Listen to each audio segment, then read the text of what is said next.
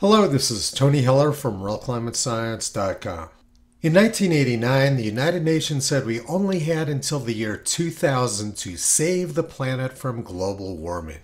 They said governments had a 10-year window of opportunity to solve the greenhouse effect before it goes beyond human control. So every year, the United Nations started holding what they called climate meetings in order to save the planet from the burning of fossil fuels. And none of these meetings have done anything to slow the growth of carbon dioxide in the atmosphere. In fact, annual growth rates of carbon dioxide in the atmosphere have doubled since they started holding these meetings 30 years ago. The use of coal, oil, and natural gas has skyrocketed, while wind and solar have made almost no progress. But never mind reality, the United Nations is holding their 27th meeting of the Conference of Parties to save the world from global warming. And as they do every year, they're making a series of scary predictions about the future. They're saying that the glaciers in California and Africa will disappear by the year 2050. Even if global warming emissions are curbed, which now seems unlikely, all glaciers in Yosemite National Park and in Africa will be lost by mid-century. That prediction sounds very familiar to me. 100 years ago, experts predicted that the glaciers in Glacier National Park would be gone by 1950. Then in 1936, they changed their prediction to the glaciers being gone in 1961. Then in 1952, they changed their prediction to the glaciers being gone by the year 2000. In 2009, they changed their prediction to the glaciers being gone by the year 2020. And in 2014, they changed their prediction to the glaciers being gone by the year 2044.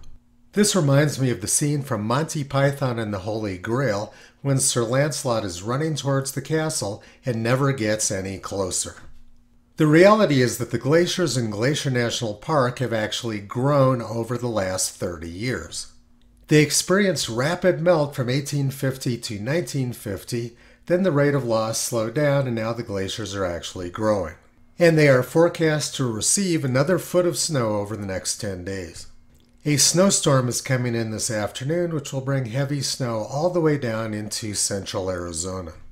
Yesterday, the United Nations said the glaciers of Africa will disappear by the year 2050. 20 years ago, experts predicted that the glaciers of Africa would disappear by the year 2015. This was published in Science magazine, so it must be true. After all, my neighbors down the street believe that science is real. But the snows of Kilimanjaro are not disappearing as predicted. And according to the Mount Kilimanjaro National Park ecologist, the glaciers are nowhere near melting. Apparently, he prefers reality to progressive illusions about science.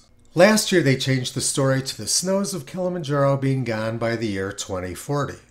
And now the United Nations has given Kilimanjaro another 10-year reprieve, pushing the date back to 2050.